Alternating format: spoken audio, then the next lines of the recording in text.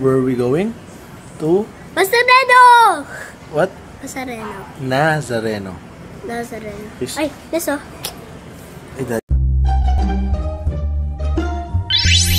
Hi guys, pupunta nga pala kami ngayon sa Quiapo.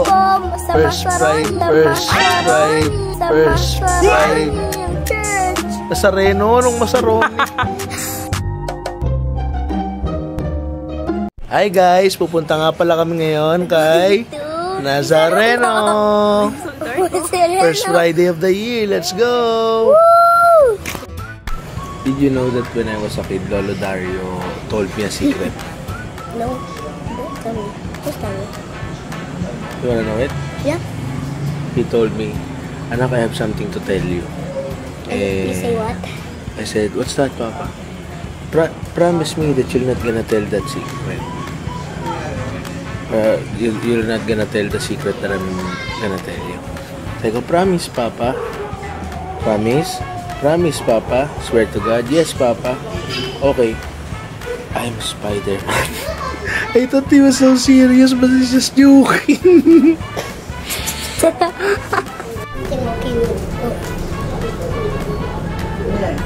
Boss? At eto, sa sobrang idol niya kay Malupiton, ginagaya niya na rin.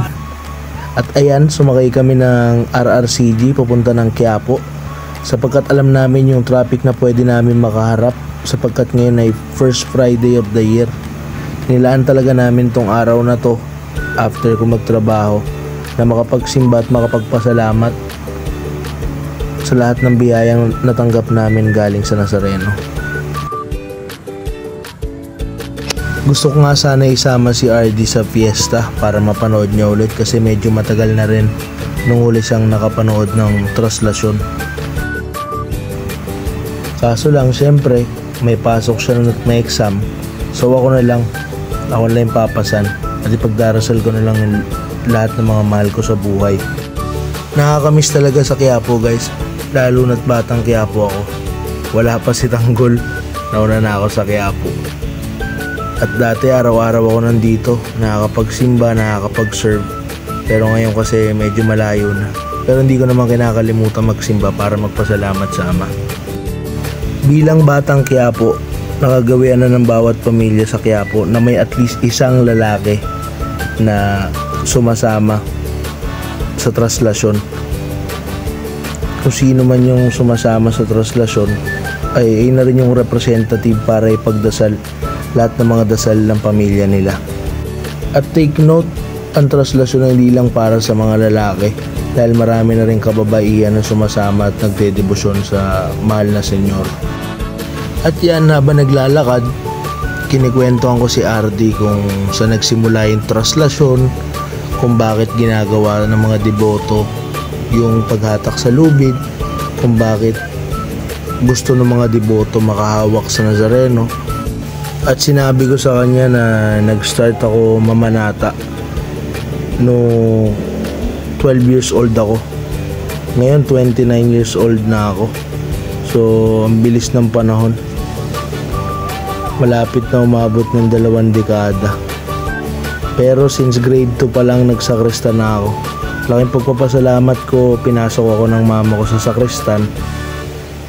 At marami ako natutunan. Salamat din sa mga nag-aruga sa akin doon, sila Kuya Mark tsaka yung mga kuya ko. Shoutout sa mga brothers kong sakristan dyan. Mabuhay kayong lahat. Di ko rin makakalimutan sa sobrang kulit ko nung kabataan. Lagi ako nasasabihan ng mga teacher ko na sakristan ka pa man din, tas ganyan ka. Ngayon itinatawa ko na lang lahat ng yan. At ayan, umikot kami para makapasok dun sa harapan ng simbahan.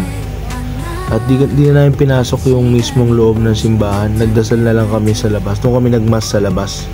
So ayaw na namin makapagsiksikan sa mga tao.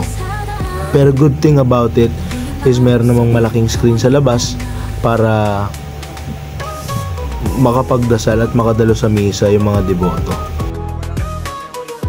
Alam nyo guys, ang hindi ko malilimutan na kataga nung sakristan ako ay lagi sinasabi ni Father Benjo na mahal tayo ng Diyos hindi dahil tayo ay mabuti. Mahal tayo ng Diyos dahil ang Diyos ay mabuti. Napakaganda nun. Lagi sinasabi ni Father Benjo yun bago mag-ama namin. Hindi isa rin sa mga tumatak sa akin ay sinabi ni Father Hans na walang tinawag na pinabayaan. Sobrang grabe yung impact nun sa buhay ko. Lagi ko inaalala yon sa panahong malungkot ako. At lagi nung ina-uplift yung faith ko. So salamat Father Hans.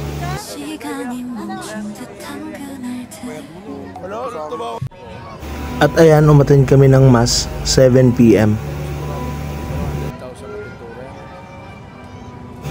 Marami ng tao nung umaga, marami pa rin tao nung gabi. Grabe talaga yung pananampalataya ng mga nagsisimba sa Quiapo. At kapag nagsimba ka sa Quiapo, magiging normal sa'yo makakita na kung gaano kataimtim magdasal yung mga tao sa paligid. Minsan nga'y maluluha ka na lang sa mga nakikita mo sa paligid. Dati nagsisimba ako para may hilingin, pero ngayon, lahat ng idinarasal ko ay puro pasasalamat. Dati nagpunta ako dito sa simbahan, sobrang daming problema, patong-patong, ang bigat na nararamdaman ko. Pero pag load ko, bigla ko na lang na-realize na swerte ka pa niyan, Shaq, swerte ka pa. Tumingin ka sa mga tao sa paligid. Wala na ako ibang ginawa kundi magpasalamat.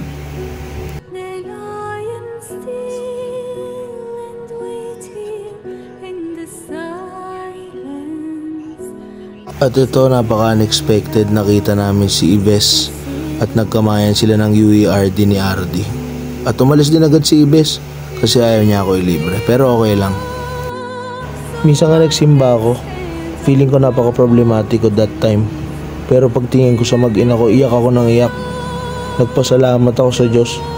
Kasi yung hinihiling kong buong pamilya, binigay na pala sa akin matagal na. Thank you Lord. Kaya sobrang legit nung katagang walang hanggang pasasalamat.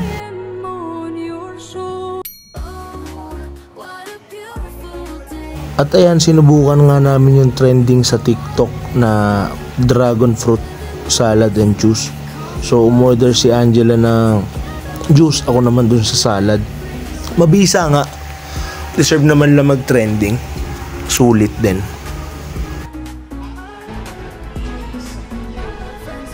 At ayan, tapos na yung Mass, pauwi na kami. At tinanong ako ni Ardy, Dada, why is it so sikip? Sabi ko, that's how we roll it here, nak. At yan, time check, past 8 na pero marami pa rin tao. Shoutout sa lahat ng mga deboto ng mahal na pong Jesus Nazareno. Bukod sa pagpapasalamat, dinasal ko rin na maging ligtas ang traslasyon ngayong taon. Yun lang naman, maraming salamat sa panonood. God bless us all. Bye guys! Thank you for watching!